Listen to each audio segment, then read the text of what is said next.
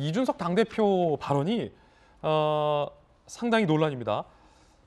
장애인들의 출근길 시위에 대해서 이준석 대표가 일단 강경한 비판의 목소리를 내고 있는데 이게 장애인들과 장애인들의 이동권을 지지하는 시민들에게 굉장히 상처가 되고 있다라는 지적이 나오고 있지만 이 대표는 사과를 하지 않겠다라고 비판을 이어가고 있는 겁니다. 어제 최고위원회의 발언 들어보겠습니다.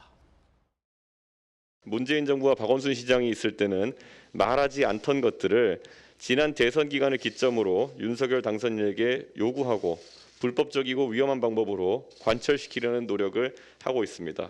우리 사회에서 특정 집단의 요구사항은 100% 꼭 관철되는 것은 어렵습니다. 선량한 시민 최대 다수의 불편을 야기해서 뜻을 관철하겠다는 방식은 문명 사회에서는 받아들이기 어려운 방식입니다.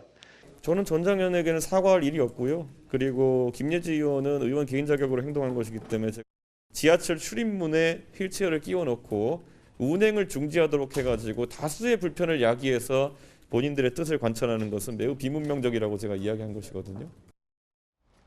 자, 장애인들이 출근길 지하철에서 장애인들의 이동권을 보장해달라고 윤석열 당선인에게 시위를 한 것과 관련해서 이준석 대표는 앞서 시민들의 출근길을 볼모 잡고 있다라고 강경하게 비판을 했고 이준석 대표의 이 발언에 대한 비판이 제기되자 박원순 전 시장에게는 말 안 하다가 윤석열 당선인에게만 저런다라며 굉장히 비문명적이다라고까지 지금 계속 재차 3차 비난을 이준석 대표가 하고 있습니다. 전국 장애인 차별철폐연대에서는 장애인의 이동권을 보장해달라라며 지금 역대 정부에서 예산이 잘 되지 않기 때문에 요거를 시위를 통해서 항변하고 있는 건데 이준석 대표는 시민의 아침을 볼모로 잡는 구졸이다, 연막탄이다, 지하철 2호선에서는 감히 엄두를 못 내고 있지 않느냐라는 사실과도 맞지 않은 굉장히 강도 높은 비판의 언어를 쓰고 있어서 현재 논란이 되고 있습니다. SNS에 이준석 대표가 지금 이 장애인 단체를 겨냥한 글을 10건 넘게 게시하고 있는 그런 상황입니다. 그러자 국민의힘의 시각장애인 피아니스트 김예지 의원이 장애인 단체를 찾아가서 무릎을 꿇고 대신 사과를 했습니다. 그 장면 보시죠. 정치권을 대신해서 제가 대표로 사과드립니다. 정말 죄송합니다, 여러분. 또한 출근길 불편함을 토로하고 계신 많은 국민들이 계십니다. 그 또한 우리의 국민들입니다. 정말 죄송합니다. 출근길 불편함 상상만 해도 정말 화나고 짜증나는 일일 수 있습니다.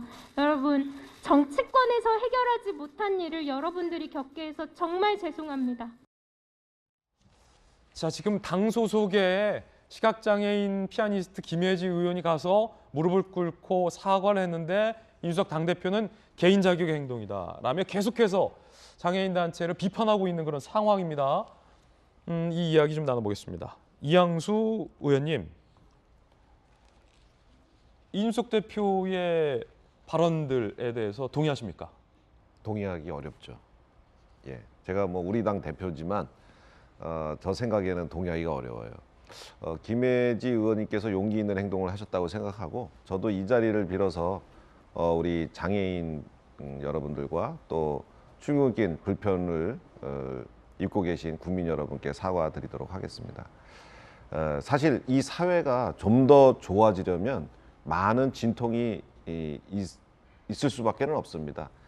여러 가지 그 요구와 그런 것들을 국가가 부응하면서 점점 사회가 좋아지는 건데 사실은 정치권에서 미리 장애인들의 이동권과 교육권, 노동권들을 다 해결했다면 저분들이 지하철로 가실 필요가 없었을 거고 안 가셨다면 출근길 국민들이 불편을 이렇게 그럴 필요도 없었겠죠. 그래서 이거는 저희 정치권에서 아직까지 게을리했기 때문에 이런 일이 발생한 거라고 생각하고요. 특히나 우리나라 장애인들은 사실 선진국 OECD 기준에 비해서 평균에 미치지 못하는 지금 그 국가 예산의 혜택을 보고 있습니다.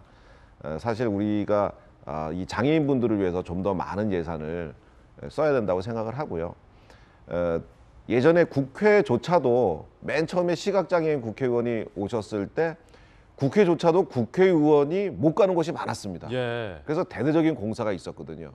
그리고 나중에 그 휠체어를 사용하시는 국회의원님이 들어오신 다음에 휠체어를 타고 못 가는 곳이 너무 많았어요. 국회조차도. 그래서 대대적인 공사를 했었는데 전국의 뭐 공공기관, 민간기관 그리고 여러 가지 교통시설 이런 것들이 아직까지 네. 편안하게 다 다닐 수 있는 곳이 저는 없다고 생각합니다. 그래서 그런 그분들에게 제대로 된 편익이 다 주어질 수 있을 때까지 국가는 계속해서 의무를 다해야 된다고 네. 생각하고 예산 당국이라든지 해당 부처는 최선을 다해야 된다고 생각합니다. 지금 저희 이양수- 정치인들이 네. 앞장서겠습니다. 이양수 의원은 이 자리에 나와서 당대표를 대신해 사과를 했어요.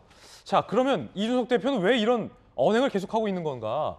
이 대표의 발언에 대해서 많은 언론이 비판을 하고 있는 요지 중에 하나는 이 대표가 사회적인 약자인 장애인들의 시위를 특정해서 일반 시민과 사회적 약자인 장애인들을 갈라치게 하고 있다는 것을 많은 언론들은 오늘 비판하고 있습니다. 이 대표는 왜 이러는 걸까요? 민주당에서 그리고 국민의힘 내부에서도 이 대표를 향해서 비판의 목소리가 나오고 있습니다. 차례차례 살펴보죠. 이상민 의원, 민주당의 뭐 선배 원로 의원이죠. 못된 송아지 엉덩이에 뿔난다더니 기본 바탕이 퇴행적이고 엉망이다. 인성교육부터 받아라. 맹비판을 했습니다. 이상민 의원은 민주당 문제에서도 누구보다 비판적으로 자당의 문제에서도 이야기를 했던 의원이죠. 양효원 이 대표의 혐오와 갈라치기 정치를 거부한다. 정의당 혐오 정치인으로 부상 사과해야 한다. 라고 비판을 했습니다. 국민의힘 내부에서도 정미경 조수진 최고위원 어제 최고회의에서도 저런 얘기가 나왔다는 거예요. 하필 선거를 앞두고 왜 그러느냐. 사회적 약자인 장애인과 대립과거서 비판이 많다. 그러자 이 대표의 반박은 경향신문 보도에 따르면 용산 이전이 더 많은 비판을 받고 있다. 나는 글쎄요 무슨 말을 하고 있을지 이해가 되지 않는 발언도 했다라고 합니다. 자, 전재수 의원님 어떻게 보십니까? 이 대표가 왜 꼭 이 장애인들의 시위라는 걸 일반 시민들과 갈라서서 이렇게 비판하고 당 안팎의 비판도 받아들이지 않고 이렇게 강경하게 사람의 마음에 상처를 주는 발언들을 계속해서 갈까요? 그러니까 이준석 대표는 한두 번이 아니죠. 예. 이제는 좀 굉장히 좀 저런 모습을 보는 게 어떻게 보면 좀 익숙해지는 측면도 있는데 저는 사실은 이제 좀 부끄러운 일이죠.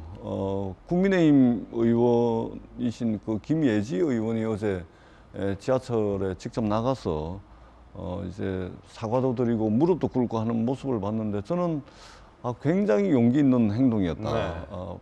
정치가 저래야 됩니다. 정치라는 것은 싸움이 있는 곳에 싸움을 말리고 갈등과 분열과 대립이 있는 곳에 정치가 끼어들어 가지고 개입을 해서 그러한 갈등과 분열을 완화시키고 그리고 어떤 협상과 양보, 타협을 통해 가지고 뭔가 누구나 합의 가능한 이런 안들을 만들어내는 역할이 바로 정치입니다.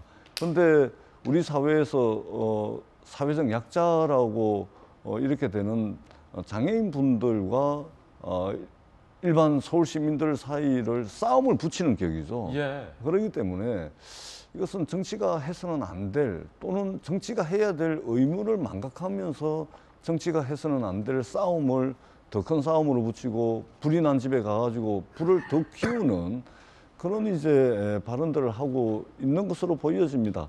이준석 대표가 이제 비문명적이라고 이야기를 했는데 사실은 비문명적이라는 이야기는 야만이라는 이야기와 똑같은 것이고 예.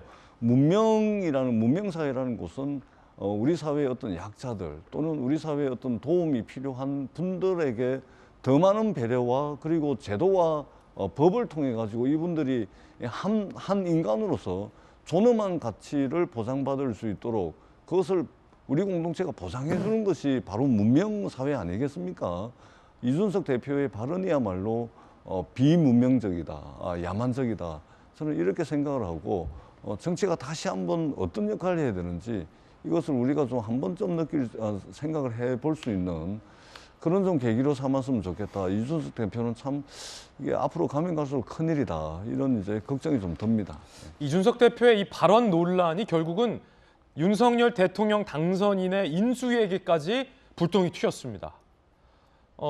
당선인으로서는 이 당대표의 이런 발언들이 굉장히 부담으로 작용하고 리스크로 작용하게 됐다는 겁니다. 오늘 인수위가 결국 이 장애인 단체를 찾아갔습니다. 함께 보시죠.